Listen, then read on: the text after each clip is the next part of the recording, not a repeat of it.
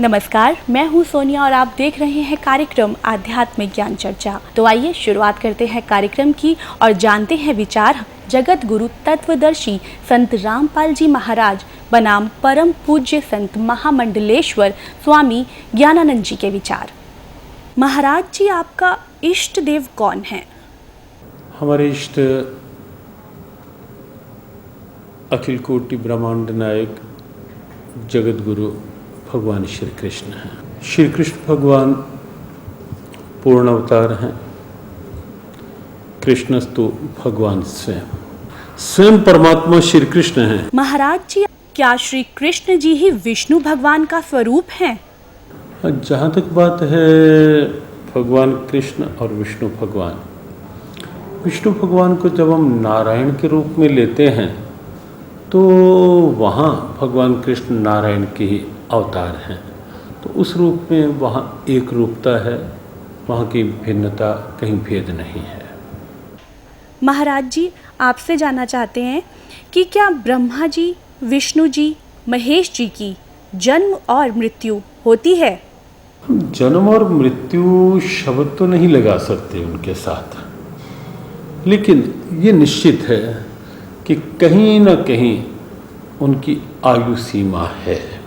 जब हम त्रिदेव के रूप में उन्हें लेते हैं तो कहीं ना कहीं एक आयु सीमा साथ साथ रहती है। ब्रह्मा जी भी हर सर्ग में, सृष्टि के हर उत्पत्ति में ब्रह्मा जी आते हैं, उत्पत्ति करते हैं, और हर प्रलय में फिर ये देव जो है ये इस विराट परमात्मा में लीन हो जाते हैं।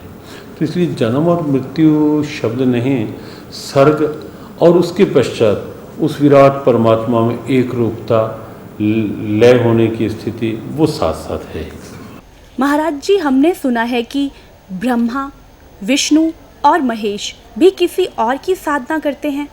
ब्रह्मा, विष्णु, महेश सृष्टि के उत्पत्ति करता या सीधे शब्द कहें कर्ता, भरता, हरता के रूप में वो हैं, और मूल क्योंकि परमात्मा है तो इसलिए ब्रह्मा, विष्णु और शिव भी उस भगवान की आराधना करते ही हैं। तो ये थे स्वामी ज्ञानानंद जी के विचार। और आइए अब जानते हैं आदरणीय इस्कॉन प्रमुख महंत दास जी के विचार। आपका इष्ट देव कौन है? हमारे इष्ट देव तो भगवान श्री कृष्ण हैं। हम तो उन्हीं के लिए जन्म जन्मांतर तक उन्हीं की सेवा के लिए आराधना करते हैं कि उनकी कृपा मिले, जिससे कि अंतिम समय जब हम प्रयाण काल होता है, जब हम शरीर छोड़ें तो भगवान का कीर्तन करते, उनका स्मरण करते हुए हम उनके धाम में प्रवेश करें। हरे कृष्णा।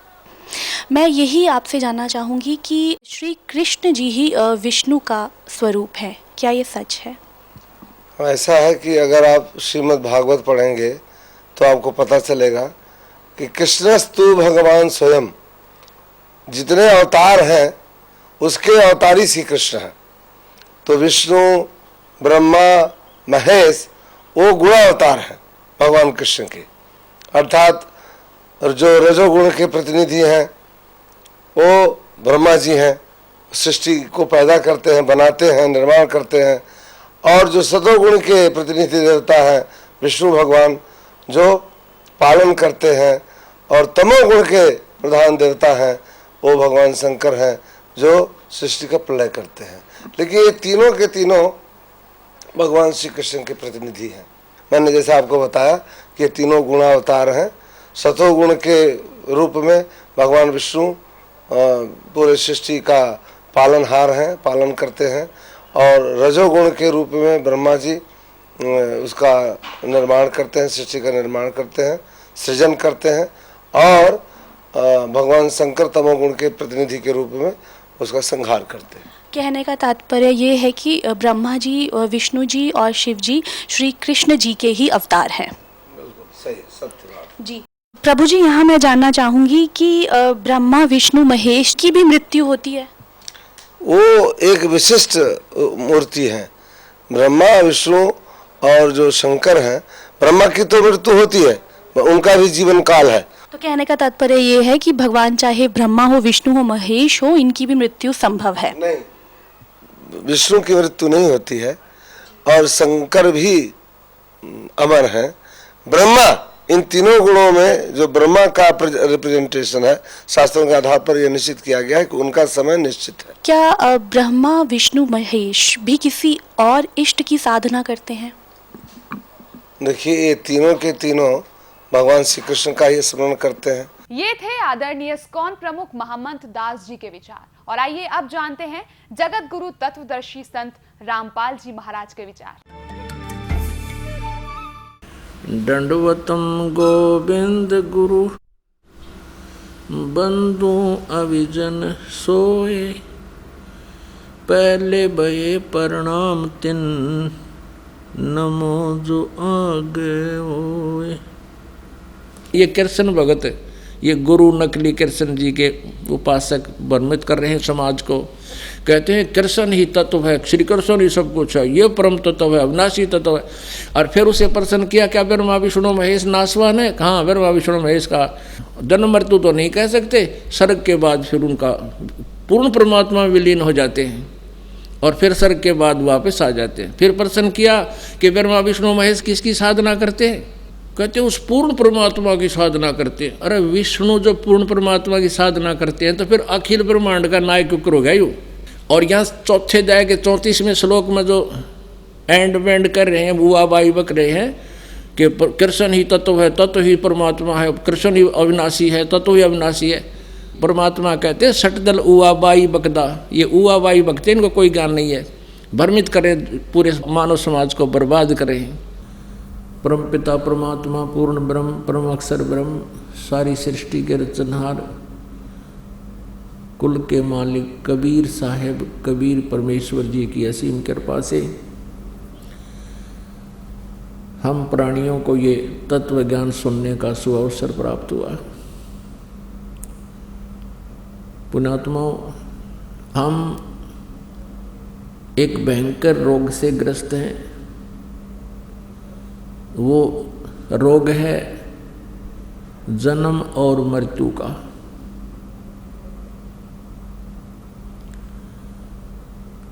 और इस रोग से कोई भी नहीं बचा है, इस 21 ब्रह्मांड में रहने वाला प्राणी। यहाँ तक कि ब्रह्मा जी, विष्णु जी, शिव जी, जिनको हम सुप्रीम पावर मान्य करते लोक वेद आधार से, ये भी इस जन्म और मृत्यु के रोग से ग्रस्त हैं। इनको भी ये दीर्घ रोग यथावत है। पुण्यात्माओं, विशेषकर पवित्र हिंदू धर्म के जो श्रद्धालु हैं वो श्री ब्रह्मा जी, श्री विष्णु जी, श्री शिव जी के ऊपर इतने आरूढ़ हो चुके हैं। इन अज्ञानी संतों के द्वारा लोक वेद सुनाए जाने के कारण कि ब्रह्मा जी, विष्णु जी, शिव जी ये अजरो अमर हैं, इनकी जन्म मृत्यु नहीं होती, ये सर्वेश्वर हैं, महेश्वर हैं। ये बिल्कुल गलत है। इनकी जन्म मृत्यु होती है, ये भी इस दीर्घ रोग से ग्रस्त हैं। आपको प्रमाण देते हैं। पुण्यात्माओं, एक ऐसा ये कुनीन टाइप ज्ञान है, ये तत्व ज्ञान, और इसको बच्चे जो होते हैं जीभ पर रखते ही थूक देते हैं। तो उसके लिए क्या करते थे, थोड़ी सी बूरा मिला करके बच्चे को वो कुनीन का चूर्ण बना करके तो वो गटका दिया करते हैं। फिर वो कुनीन अंदर जाने के बाद अपना पूरा काम करेगी। तो अब थोड़ी सी बूरा खिलाते हैं, क्योंकि ये जो दास ने कहा कि ब्रह्मा जी, विष्णु जी, शिव जी ये नासवान हैं, इनकी जन्म मृत्यु होती है, ये भी इस जन्म मृत्यु के दीर्घ रोग से ग्रस्त है। तो ये तक कुनीन है। अब थोड़ी सी बूरा खिलाते हैं, अब थोड़ा सा शुगर खिलाते हैं आपको, और शुगर के साथ ये कुनीन आसानी से गले उतर जाएगी। जिन सदग्रंथों को पवित्र हिंदू धर्म शिरोधार्य मानता है उन्हीं सदग्रंथों में यानी इन भगवानों की जीवनी में ये विद्यमान है। अब देखिएगा श्रीमद् देवी भागवत, सचित्र मोटा टाइप, केवल हिंदी, गीता प्रेस गोरखपुर से प्रकाशित है। ये इसके संपादक कौन हैं? हनुमान प्रसाद पोदार, चिमनलाल गोस्वामी। प्रकाशक एवं मुद्रक हैं गीता प्रेस गोरखपुर, गोविंद भवन कार्यालय, कोलकाता का संस्थान। इसके 123 पृष्ठ पर देखिएगा। इस पवित्र सदग्रंथ के इस उल्लेख से कितना स्पष्ट होगा। तीसरा स्कंद श्री देवी भागवत। अब यहाँ विष्णु जी अपनी माता दुर्गा यानी अष्टंगी की स्तुति करते हुए क्या कह रहे हैं? तुम शुद्ध स्वरूपा हो, ये सारा संसार तुम ही से उद्भासित हो रहा है। मैं ब्रह्मा और शंकर हम सभी तुम्हारी कृपा से विद्यमान हैं। हमारा आविर्भाव और तिरोभाव हुआ करता है। हमारा तो आविर्भाव माने जन्म और तिरोभाव माने मृत्यु हुआ करता है। केवल तुम ही नित्य हो, जगत जननी हो, प्रकृति और सनातनी देवी हो। ये प्रकृति शब्द याद रखना है, दुर्गा को कहते हैं प्रकृति भी। जो श्रीमद् भगवत गीता जी अध्याय नंबर 14 के श्लोक नंबर 3, 4, 5 में ये प्रकृति शब्द वहाँ इस दुर्गा के लिए ही है कि प्रकृति से उत्पन्न तीनों गुण, रजगुण ब्रह्मा, सतगुण विष्णु, तमगुण शिव जी। तो यहाँ स्पष्ट हो गया कि ब्रह्मा, विष्णु और शंकर यानी शिव जी, इनकी जन्म और मृत्यु होती है। भगवान शंकर बोले, देवी यदि महाभाग विष्णु तुम्ही से प्रकट हुए हैं तो उनके बाद उत्पन्न होने वाले ब्रह्मा भी तुम्हारे बालक हुए, यानी से सिद्ध है दुर्गा से इनका जन्म हुआ है। फिर मैं तमोगुणी लीला करने वाला शंकर क्या तुम्हारी संतान नहीं हुआ? अर्थात मुझे भी उत्पन्न करने वाली तुम ही हो। शिवे, संपूर्ण संसार की सृष्टि करने में तुम बड़ी चतुर हो। इस संसार की सृष्टि, स्थिति और संहार में तुम्हारे गुण सदा समर्थ हैं। उन्हीं तीनों गुणों से उत्पन्न हम यानी ब्रह्मा, विष्णु एवं शंकर नियमानुसार कार्य में तत्पर रहते हैं। तीनों गुणों रजगुण, सतगुण, तमगुण। रजगुण ब्रह्मा जी, सतगुण विष्णु जी, तमगुण शंकर जी, ये भी सिद्ध हो गया। हमारे पवित्र सदग्रंथ जो इनकी जीवनी है भगवानों की, उस जीवनी में स्पष्ट है कि ये नाशवान है, ये स्वयं स्वीकार करते हैं हमारा जन्म मृत्यु होता है, हम अविनाशी नहीं हैं। अब इनका पिता कौन है? क्योंकि माता वाला कंसेप्ट तो क्लियर हो गया। अब इनका पिता कौन है? ब्रह्मा, विष्णु और शिव का। ये काल रूपी ब्रह्म है। इसके लिए भी आपको थोड़ा सा कंसेप्ट क्लियर करते हैं। अब देखिएगा श्री शिव पुराण, गीता प्रेस गोरखपुर से प्रकाशित है। श्री संक्षिप्त श्री शिव पुराण, सचित्र मोटा टाइप, केवल हिंदी, संपादक हनुमान प्रसाद पोदार और प्रकाशक में मुद्रक हैं गीता प्रेस गोरखपुर, गोविंद भवन कार्यालय, कोलकाता का संस्थान। इसके 98वें पृष्ठ से हम पढ़ेंगे। ये रुद्र संहिता संक्षिप्त शिवपुराण 98 पृष्ठ, 98वें पृष्ठ पे, यहाँ देखिएगा नीचे। अपने पुत्र नारद की यह बात सुनकर लोक पितामह ब्रह्मा वहाँ इस प्रकार बोले। ये अध्याय 5 समाप्त हुआ रुद्र संहिता का। 6ठे अध्याय में ब्रह्मा जी ने कहा, ब्रह्मन देव शिरोमणे, तुम सदा समस्त जगत के उपकार में ही लगे रहते हो। तुमने लोगों के हित की कामना से बहुत उत्तम बात पूछी है। जिस समय समस्त चराचर जगत नष्ट हो गया था, सर्वत्र केवल अंधकार ही अंधकार था। बस उस समय तत्सद ब्रह्म, उस समय तत्सद ब्रह्म, इस श्रुति में जो सत सुना जाता है एकमात्र वही शेष था। ये आपने 99 पृष्ठ पर पढ़ा। अब 100 पृष्ठ पर देखते हैं। ये 100 पृष्ठ पे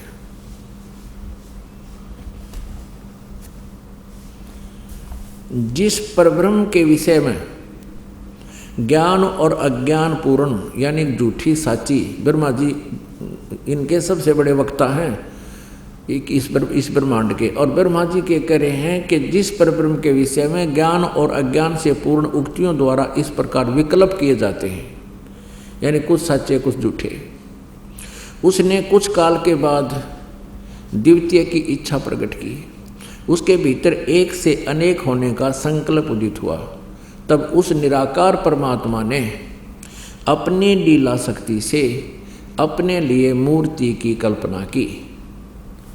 अब ये काल कहता है मैं अपने वास्तविक रूप में किसी के सामने नहीं आता, अपनी योग माया से छुपा रहता हूँ, ये मेरा अटल घटिया नियम है। तो ये क्या करता है, किसी को ब्रह्मा रूप में, किसी को विष्णु रूप में, किसी को शिव रूप में दर्शन कर देता है। यहाँ देखना, जो मूर्ति रहित परम ब्रह्म है उसकी मूर्ति भगवान सदाशिव हैं। अर्वाचीन और प्राचीन विद्वान उन्हीं को ईश्वर कहते हैं। उस समय एकाकी रहकर स्वेच्छानुसार विहार करने वाले उन सदाशिव ने अपने विग्रह से स्वयं ही एक स्वरूप भूता शक्ति की सृष्टि की, जो उनके अपने श्री अंग से कभी अलग होने वाली नहीं थी। उस पराशक्ति को प्रधान प्रकृति गुणवती माया बुद्धि तत्व की जननी तथा विकार रहित बताया है। अब ये काल के शरीर से निकली थी दुर्गा, उसकी महिमा ये कबीर परमेश्वर से सुनी हुई ब्रह्मा जी बोल रहे हैं, कुछ सच्ची कुछ झूठी, कुछ आप मिलावट करके। फिर भी यथार्थ ज्ञान से हम इसको शुद्ध कर लेंगे कबीर परमेश्वर की वाणी से।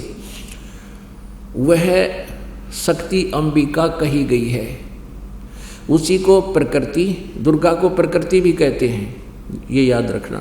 सर्वेश्वरी त्रिदेव जननी, तीनों देवता ब्रह्मा जी, विष्णु जी, शिव जी की माता, उत्पन्न करने वाली जननी, नेता और मूल कारण भी कहते हैं। सदाशिव द्वारा प्रकट की गई उस शक्ति के 8 भुजाएं, ये क्लियर हो गया। ये अष्टंगी, ये दुर्गा है, और ब्रह्मा विष्णु महेश तीनों देवताओं की जननी है। आगे देखो, नाना प्रकार के आभूषण उसके श्री अंग की शोभा बढ़ाते हैं।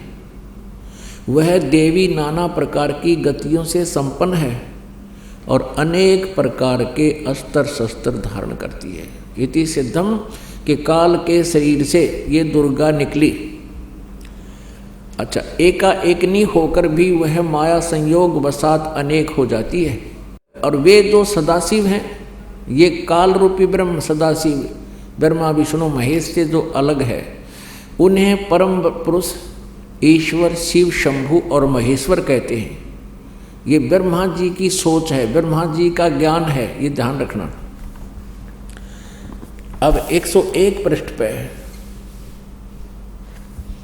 यह देखना, अब ये प्रकरण चल रहा है इस काल रूपी ब्रह्म का। वे जो सदाशिव हैं उन्हें परम पुरुष ईश्वर शिव शंभु और महेश्वर कहते हैं। वे 101 पृष्ठ पर आ गया। वे अपने सारे अंगों में भस्म रमाए रहते हैं। उन काल रूपी ब्रह्म ने, काल रूपी ब्रह्म कहो, शरपुरुष कहो, इसको ब्रह्म कहो, ये सदा शिव यानी शिव रूप में प्रकट होकर के ब्रह्मा विष्णु महेश की ये उत्पत्ति की जानकारी यहाँ पर हो रही है। उन काल रूपी ब्रह्म ने, यानी इस जो गीता ज्ञान देता है, ये काल रूपी ब्रह्म ही है। श्री कृष्ण जी में प्रवेश करके बोल रहा है। उन काल रूपी ब्रह्म ने एक ही समय शक्ति के साथ, नाथ नहीं है, शक्ति के साथ शिवलोक नामक अक्षेत्र का निर्माण किया था। उस उत्तम अक्षेत्र को काशी कहते हैं। वे प्रियतम रूप शक्ति और शिव, प्रियतम पति पत्नी रूप में शिव शक्ति और शिव दुर्गा और ये काल रूपी ब्रह्म जो परमानंद स्वरूप है उस मनोरम क्षेत्र में नित्य निवास करते हैं। आगे देखो, देव से एक समय उस आनंद वन में रमण करते हुए शिवा और शिव के मन में, दुर्गा और काल के मन में, इस काल रूपी ब्रह्म के मन में यह इच्छा प्रगट हुई। यहाँ शिवा इसलिए करेंगे ये पार्वती रूप बना कर रखता अपनी पत्नी को, जब ये स्वयं शिव रूप में होता है।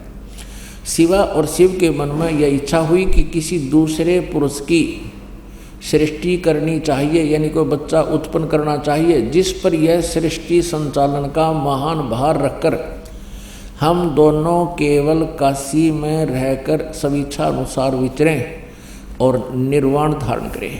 ऐसा विचार निश्चय करके शक्ति सहित सर्वव्यापी परमेश्वर शिव ने अपने वाम भाग के 10वें अंग पर अमृत मल दिया। फिर तो वहाँ से एक पुरुष प्रकट हुआ। पुण्यात्माओं, अब यहाँ ये स्पष्ट कर दिया है कि उन्होंने पति पत्नी व्यवहार किया, वहाँ से एक पुरुष यानी एक पुत्र उत्पन्न हुआ। यहाँ देखना, ये 102 पृष्ठ पर हम पढ़ेंगे।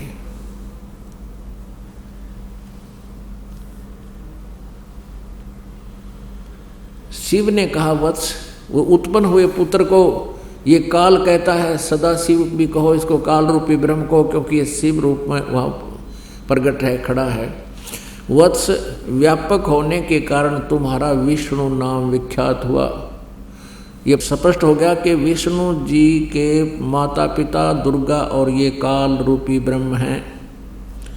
और इसी प्रकार यहाँ देखो, ब्रह्मा जी कहते हैं, ये अध्याय नंबर 6 समाप्त हुआ रुद्र संहिता का। 7वें में ब्रह्मा जी अपनी उत्पत्ति बता रहे। ब्रह्मा जी कहते हैं देव से,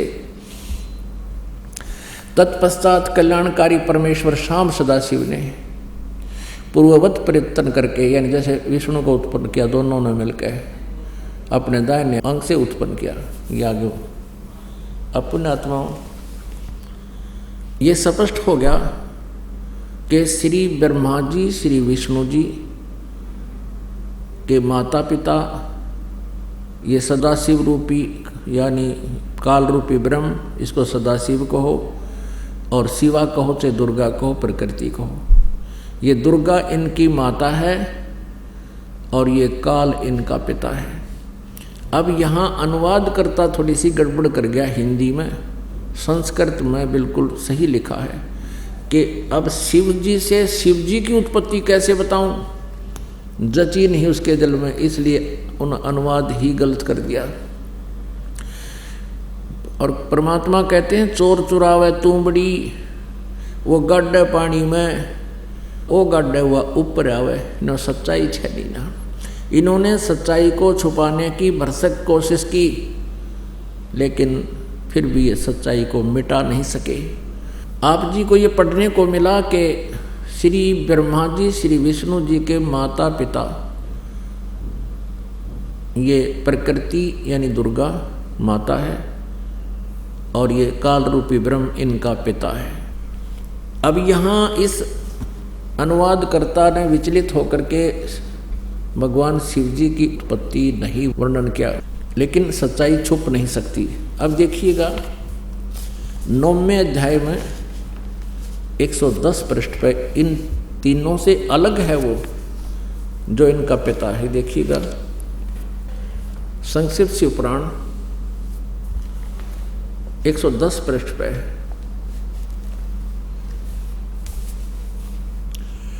ये 9वां अध्याय है रुद्र संहिता का। ये रुद्र संहिता ही चल रही है, ये 9वां अध्याय है। इस प्रकार ब्रह्मा विष्णु तथा रुद्र इन 3 देवताओं में गुण हैं, परंतु शिव गुणातीत माने गए हैं। इन 3 देवताओं में गुण है परंतु शिव गुणातीत माने गए। ये काल रूपी ब्रह्म है, इसको ब्रह्म कहो चाहे काल रूपी ब्रह्म कहो चाहे सरपुरुष कहो, ये ब्रह्मा विष्णु और शिव का पिता है। अब आपको थोड़ा सा और कंसेप्ट क्लियर करते हैं। अब पवित्र शिव पुराण में ये स्पष्ट हो गया कि ब्रह्मा जी, विष्णु जी और शिव जी, इनकी जन्म मृत्यु होती है। और यही प्रमाण दिया है श्री मद देवी भागवत यानी शक्ति पुराण ने कि ब्रह्मा विष्णु महेश नासवान हैं, दुर्गा इनकी माता है। अब ये कंसेप्ट कि यहाँ ब्रह्मा विष्णु महेश से अलग है एक ब्रह्म जो इनका पिता है, वो देखना विष्णु पुराण भी इसका समर्थन करेगी। अब ये देखिएगा श्री विष्णु पुराण जो इसी तथ्य का समर्थन कर रही है, गीता प्रेस गोरखपुर से प्रकाशित है। इसके अनुवादक हैं श्री मुनीलाल गुप्त। इसमें एक और विशेषता है, ये प्रकाशित है गीता प्रेस गोरखपुर से। 102 पृष्ठ पर आपको दिखाते हैं। प्रथम अंश अध्याय नंबर 22 और इसके 102 पृष्ठ पे ये देखिएगा। और 58 नंबर श्लोक में ये संस्कृत भी इसमें साथ है। ब्रह्मा विष्णु शिव ब्रह्म प्रधाना ब्रह्म सत्य है। उससे नीचे देवता, उससे नीचे दक्ष। ये यहाँ देखना, इसकी हिंदी यहाँ पर है। हे ब्रह्मन, ब्रह्मा विष्णु और शिव ब्रह्म की प्रधान शक्तियां हैं। स्पष्ट हो गया, ये ब्रह्मा विष्णु और शिव से अलग है, ये ब्रह्म काल रूपी ब्रह्म।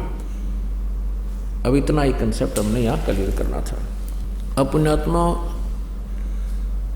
एक शब्द, एक सेंटेंस, एक वाक्य दास ने कहा था कि श्री ब्रह्मा जी, श्री विष्णु जी, श्री शिव जी,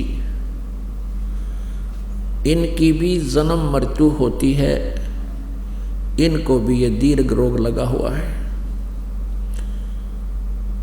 तो ये तो थी कुनीन।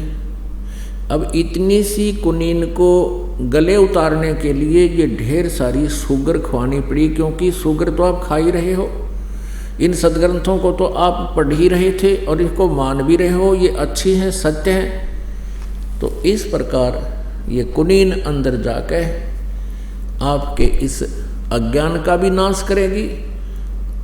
यानी ये तत्व ज्ञान है जो श्री मद् भगवत गीता जी अध्याय नंबर 4 के श्लोक नंबर 34 में कहा कि उस तत्व ज्ञान को, कौन से तत्व ज्ञान को, जो गीता जी अध्याय नंबर 4 के श्लोक नंबर 32 में कहा कि जो सच्चिदानंद घन ब्रह्म की वाणी में, ब्रह्मणे मुखे, संस्कृत में लिखा है कि वो ब्रह्मणे मुखे, ब्रह्मणे माने सच्चिदानंद घन ब्रह्म यानी परम अक्षर ब्रह्म पूर्ण परमात्मा ने अपने मुखारविंद से,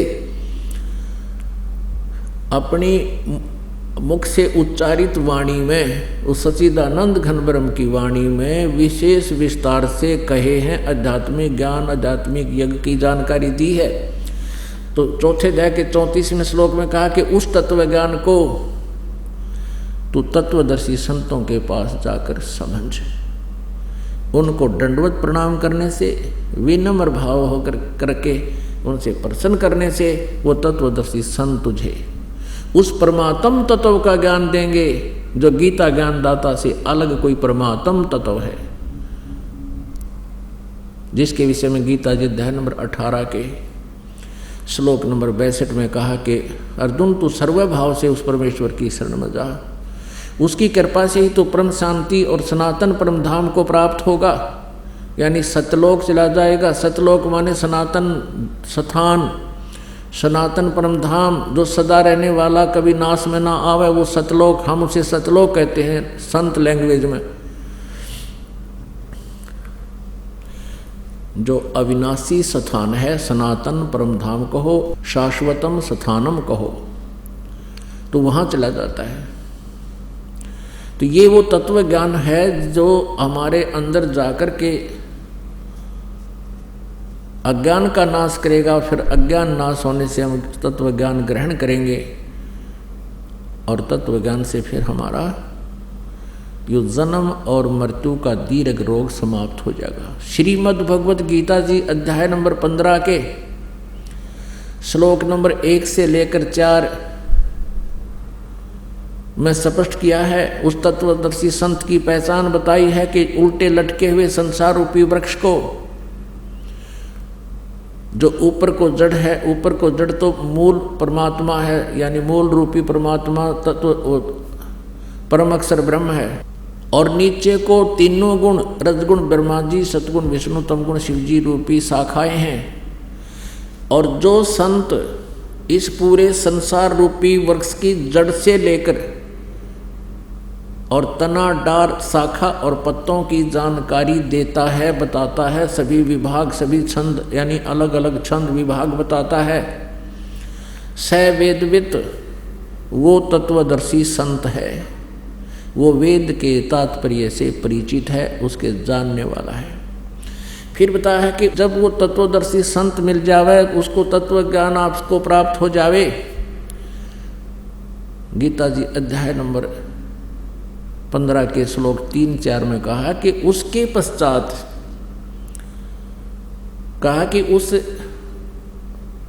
असंख्य शस्त्रेन यानी तत्व ज्ञान रूपी शस्त्र के द्वारा छितवा माने काट कर इस अज्ञान रूपी उलझे हुए इस बुद्धि को ऐसे तत्व ज्ञान रूपी शस्त्र से काट कर यानी समझ कर उसको सुलझा कर उसके पश्चात उस परमेश्वर के उस परम पद की खोज करनी चाहिए, जहाँ जाने के बाद ये प्राणी फिर लौटकर कभी संसार में नहीं आते। यानी जहाँ जाने के बाद उस पूर्ण परमात्मा की साधना करने से जन्म और मृत्यु का ये दीर्घ रोग सदा के लिए समाप्त हो जाएगा। अब अभी तक तो आप जी ने सुना है कि ब्रह्मा विष्णु महेश ये नासवान हैं। अब इनके पिता ब्रह्म हैं और ये ब्रह्म गीता जी का ज्ञान श्री कृष्ण जी में प्रवेश करके दे रहा है, जो कह रहा 8वें अध्याय के 13वें श्लोक में कि अर्जुन ओम इति एकाक्षरम ब्रह्म व्यवहारन माम अनुसमरन ये प्रयाति तजम देहम स याति परमाम गतिम। मुझ ब्रह्म का, माम ब्रह्म, मुझ ब्रह्म का एक ओनली वन मंत्र है, केवल एक मंत्र है, एक अक्षर का ये ओम मंत्र है। उच्चारण करके सिमरण करता हुआ यह प्रयाति तजम देहम, जो शरीर त्याग कर जाता है, स याति परमाम गतिम, वो ओम से मिलने वाली परम गति को प्राप्त होता है।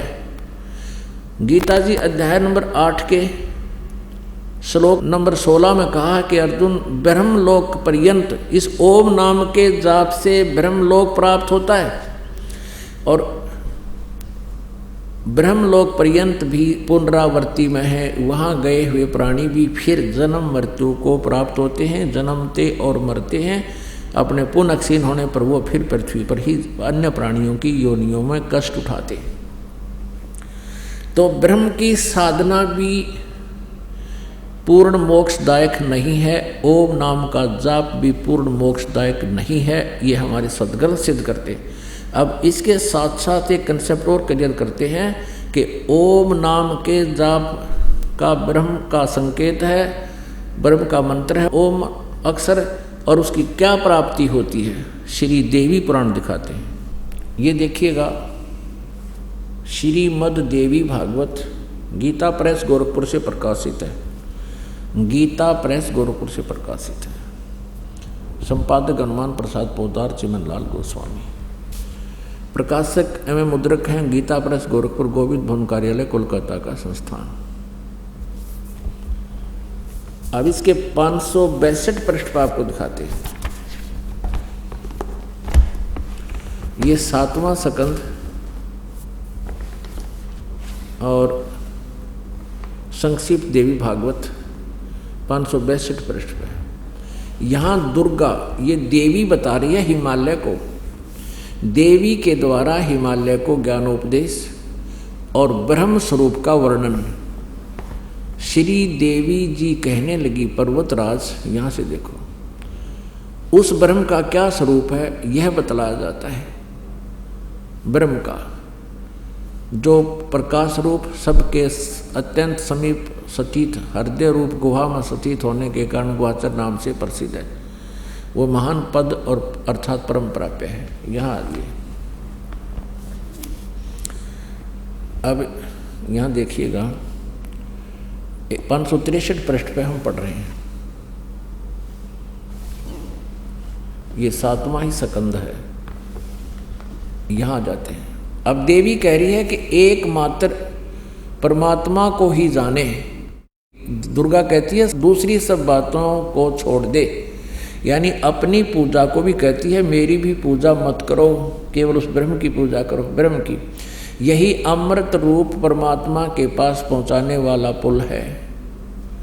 संसार समुद्र से पार होकर अमृत स्वरूप परमात्मा को प्राप्त कराने का यह सुलभ साधन है। यहाँ देखना, इस आत्मा का यानी इस भगवान का ओम के जप के साथ ध्यान करो, यानी ओम का जाप करो। इससे अज्ञान में अंधकार से सर्वथा परे संसार समुद्र से उस पार जो ब्रह्म है उसको पा जाओगे, तुम्हारा कल्याण हो। इसे सिद्ध है ओम नाम जाप है ब्रह्म का। इसकी साधना से कहाँ जाएंगे?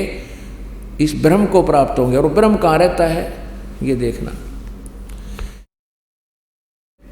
यह सबका आत्मा ब्रह्म ब्रह्मलोक रूप दिव्य आकाश में रहता है, सतीत है, वो ब्रह्मलोक में है। तो ओम के जाप से ब्रह्मलोक प्राप्ति होगी, ये ब्रह्म का मंत्र है। और यही श्रीमद् भगवत गीता का ज्ञान, यही ब्रह्म श्री कृष्ण जी में प्रवेश करके प्रेतवत बोल रहा है। ये कह रहा है कि मेरा तो 8वें अध्याय के 13वें श्लोक में आपको बता दिया कि ओम इति एकाक्षरम ब्रह्म व्यवहारन माम अनुसमरण ये प्रयाति तजम देहम सयाति परमाम गतिम। माम ब्रह्म मुझ ब्रह्म का ये केवल एक अक्षर ओम है, उच्चारण करके सिमरण करता हुआ यह प्रयाति तजम देहम, जो शरीर छोड़कर जाता है, सयाति परमाम गतिम। इस ओम नाम से जो मिलने वाली राहत है वो अंतिम राहत, वो मैक्सिमम राहत इस ओम से मिलेगी। परम गति इसको कहते हैं ब्रह्म सतर की। और वो कहाँ जाता है? ब्रह्मलोक में पहुँच जाता है, जहाँ ये काल रहता है ब्रह्म रहता है। और गीता जी अध्याय नंबर 8 के श्लोक नंबर 16 में स्पष्ट किया है कि ब्रह्मलोक पर्यंत भी ये सभी पुनरावृत्ति में है, वहाँ गए हुए भी वापस जन्म मृत्यु में आते हैं। ये दीर्घ रोग नहीं कटा ब्रह्म और ओम नाम के जाप साधना और ध्यान से। पुण्यात्माओं, ये तत्व ज्ञान है, कबीर परमेश्वर की वो अमृत वाणी है।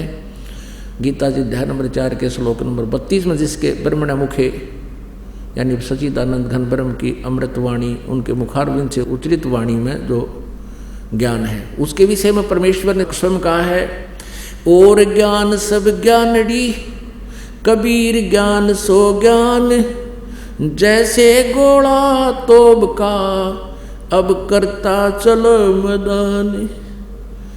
अब परमेश्वर कबीर जी की वाणी, ये तत्व ज्ञान एक तोब का गोला है। आप शिक्षित हैं, सदग्रंथ हमारे पास है, आसानी से यह ज्ञान रूप अंधकार इस तोब के गोले से कति नाश हो जाएगा। तोब का गोला मैदान बना देता है, चाहे किले क्यों ना हो। ऐसे ही ये अज्ञान रूपी किले नकली संतों ऋषियों ने हमारे चारों तरफ बना रखे हैं, मन गढ़ंत लोक कथाएं सुना रखी हैं। अब इस तत्व ज्ञान से ये सारी ढह जाएंगी, खत्म हो जाएंगी और हम स्वतंत्र होंगे, जन्म मृत्यु का रोग हमारा कटेगा। अब यहाँ ब्रह्म भी नाशवान है। गीता ज्ञान दाता ये ब्रह्म श्री कृष्ण में प्रवेश करके बोल रहा है, ये भी काल है, ये भी नाशवान है।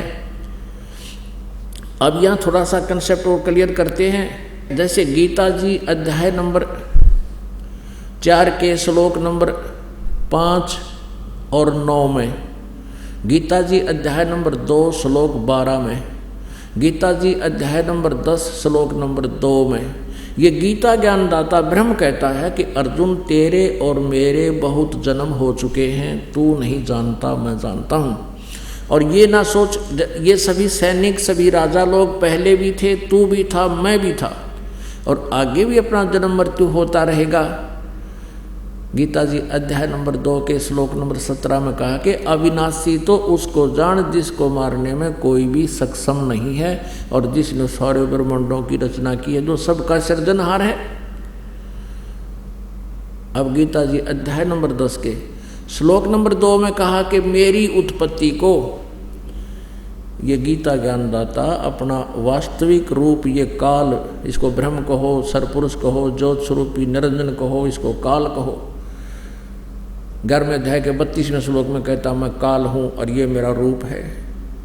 तो गीता ज्ञानदाता 10वें अध्याय के दूसरे श्लोक में कह रहा है कि मेरी उत्पत्ति को ना ये देवता जानते और न ये ऋषिजन परिचित, ना ये सिद्ध, क्योंकि ये सभी ब्रह्मा विष्णु महेश देवताओं में आते हैं, ये सभी मुझ से ही उत्पन्न हैं, इसलिए ये मेरी उत्पत्ति को, मेरे जन्म को नहीं जानते। इसे सिद्ध है कि गीता ज्ञानदाता अर्थात ब्रह्म सरपुरुष का जन्म तो है, उत्पत्ति तो है, लेकिन जैसे पिता के जन्म को पुत्र संतान नहीं जान सकते, पुत्री नहीं जान सकती, यानी संतान नहीं जान सकते, दादाजी बता सकता है, उसका पिताजी बता सकता है, उसकी डेट ऑफ बर्थ भी बता देगा।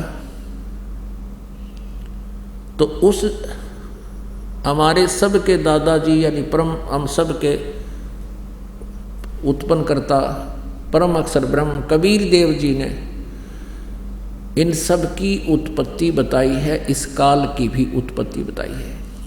अब गीता जी अध्याय नंबर 5 के श्लोक नंबर 9 में ये काल कहता है कि मेरे जन्म और कर्म अलौकिक हैं। अब कैसे तो इसके कर्म अलौकिक हैं और कैसे इसके जन्म अलौकिक हैं, ये बताते हैं। अब आपको दिखाते हैं इसके कर्म अलौकिक कैसे हैं। जैसे श्री कृष्ण जी नहीं चाहते थे महाभारत जी का युद्ध हो, और 3 बार शांति दूत बनकर गए थे, कौरव और पांडवों को समझाया था कि युद्ध मत करो, तुम अपना घाटा बाधा करके प्लस माइनस करके थोड़ा गढ़ा करके अपना बंटवारा कर लो, ये राजपाट यहीं रह जाएगा, युद्ध हो गया तुम सब मारे जाओगे, फिर राज्य कौन करेगा। तो पुण्यात्माओं जैसे तैसे वो फिर भी नहीं माने थे, तो युद्ध का बिगुल बज गया, आमने सामने सेना खड़ी। अब अर्जुन ने सामने देखा कि अपने भाइयों के, जैसे चाचा ताऊ के भाई, चाचा ताऊ के भाई और उनके बच्चे दूर नहीं होते, उनको सीने से लगाए फिरते हैं, एक दूसरे से प्यार करते हैं अपने कुल की संतान से। तो और वही बच्चे सामने लठ लिए खड़े हैं, उधर से उनके बच्चे लठ लिए खड़े हैं, हथियार लिए खड़े, मारने को तैयार हो गए हैं। तो अर्जुन के मन में एक साधु भाव उत्पन्न हुआ, किसके लिए लड़े, इन सामने वाले काके ताऊमा के भाइयों ने बच्चा ने मार के हम राज करेंगे, हमारे जैसा नीच नहीं, हृदय में गलानी होगी, युद्ध नहीं करना चाहा। अब वहाँ काल ने देखा कि कृष्ण जी भी कह देगा कि चल अर्जुन बहुत अच्छा हो गया, जब भी सद्बुद्धि आ जाए उसी समय बहुत अच्छा होता है। लेकिन उसी समय ये काल प्रवेश कर गया श्री कृष्ण जी के शरीर में, और श्री कृष्ण जी की आत्मा को इसने दबा लिया। जैसे यहाँ देखते हो प्रेत आकर के पता नहीं क्या क्या बकवाद करता है और उस आत्मा को दबा देता है आकर के वो। उसके निकलने के बाद यहाँ आप रोज देखते हो, यहाँ अपने ऑटोमेटिकली परमात्मा ये सुख दे रहा है। उस प्रेत आत्मा जो बोलकर निकल जाता है, उसके बाद उस आत्मा को कुछ पता नहीं होता। जब ओरिजिनल आत्मा अपने होश में आती है, उसको और ही बताते हैं, तू ऐसे बोला था, तूने ऐसे ऐसे कहा। तो ऐसे ये काल श्री कृष्ण जी में प्रवेश कर गया, और इसने वो गीता का ज्ञान तो दिया वेदों वाला, लेकिन युद्ध कराने के लिए जो अटकल भयंकर रूप दिखाना, अर्जुन जैसे योद्धा भी कांपन लगे उसके रूप न देख कर, तो भयभीत होकर श्री अर्जुन ने स्वीकार कर लिया युद्ध करना कि यदि मैं युद्ध नहीं करूँगा और ये करवाना चाह रहा है, और इसने एक बार फिर वो अपना भयंकर रूप दिखा दिया, मेरा हार्ट अटैक हो जाएगा। इसलिए उस प्रभु की इच्छा मानकर उसने युद्ध करना स्वीकार किया। तो यहाँ ये कंसेप्ट करते हैं ये कैसे प्रवेश करता है, कैसे इसके कर्म अलौकिक हैं। देखिएगा श्री विष्णु पुराण गीता प्रेस गोरखपुर से प्रकाशित, अनुवादक हैं मुनीलाल गुप्त।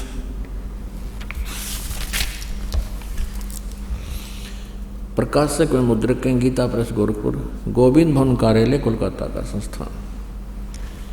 ये देखिएगा चतुर्थ अंश और अध्याय नंबर 2 का 233 पृष्ठ पर ये मंत्र नंबर, यहाँ से देखना श्लोक नंबर या 22 से लेकर हम यहाँ तक पढ़ेंगे। पूर्व काल में त्रेता युग में एक बार अति भीषण देव असुर संग्राम हुआ। राक्षसों और देवताओं राक्षसों का युद्ध हुआ। उसमें महाबलवान दैत्यगण से पराजित हुए देवताओं ने भगवान विष्णु की आराधना की। अब ये न्यू अपने छल करता है, ये कहता मैं सबके समक्ष अपने वास्तविक रूप में नहीं आऊँगा, छुपा रहता हूँ। ये विष्णु की साधना कर रहे थे, स्तुति कर रहे थे देवता, तो युग काल विष्णु रूप धारण करके आ गया। तब आदि अंत शून्य अशेष जगत प्रतिपालक श्री नारायण ने देवताओं से प्रसन्न होकर कहा, आप लोगों का जो कुछ अभिष्ट है वह मैंने जान लिया है। इसके विषय में यह बात सुनिए। राजऋषि ससाद का जो पुरंजय नामक पुत्र है, उस अक्षत्रिय श्रेष्ठ के शरीर में मैं अंश मात्र से यानी कुछ समय के लिए स्वयं अवतीर्ण होकर उसमें प्रवेश करके उन संपूर्ण दैत्यों का नाश करूंगा। अतः तुम लोग पुरंजय को दैत्यों के वध के लिए तैयार कर लो, उसको लड़ाई के लिए खड़ा कर लो युद्ध के मैदान में। मैं उसमें प्रवेश करके इन सभी दैत्यों को मार दूंगा। अपने आत्माओं, ये तत्व ज्ञान है, हमारे सदग्रंथों में विद्यमान है। और परमेश्वर कबीर जी ने जो काशी में जुलाहे की भूमिका करने आए थे और साथ में तत्वदर्शी संत की भूमिका भी करने आए थे, उन्होंने 600 वर्ष पहले यही बताया था जो आज हमारे ये पवित्र सदग्रंथ भी समर्थन दे रहे हैं परमेश्वर की उस सच्चिदानंद घन ब्रह्म वाली वाणी कबीर वाणी का। अब इसमें स्पष्ट है कि वो काल कह रहा है कि मैं इस ससाद के पुत्र पुरंजय में भूत की तरह प्रवेश कर जाऊंगा। तुम इसने युद्ध के लिए तैयार करके वहाँ खड़ा कर लो और तुम भी वहीं खड़े हो जाओ। देवताओं और असुर आमने सामने खड़े हो एक बार, और फिर मैं उसके शरीर में प्रवेश करूंगा पुरंजय के में और राक्षसान मार दूंगा। ऐसा ही किया। निरंजन धन तेरा दरबार, निरंजन धन तेरा दरबार, जहाँ पर तनिक ना न्याय विचार। पाखंडी की पूजा जग में संत को कहें लबाड़। पाखंडी की पूजा जग में संत को कहें लबाड़। अज्ञानी को परम विवेकी, ज्ञानी को मूढ़ गंवार। निरंजन धन तेरा दरबार, निरंजन धन तेरा दरबार, जहाँ पर तनिक न न्याय विचार। कहें कबीर सुनो भाई साधो, यहाँ सब उल्टा व्यवहार। सच्चों को तो ये झूठा बतावें, इन झूठों का एतबार। निरंजन धन तेरा दरबार, निरंजन धन तेरा दरबार, जहाँ पर तनिक ना न्याय विचार।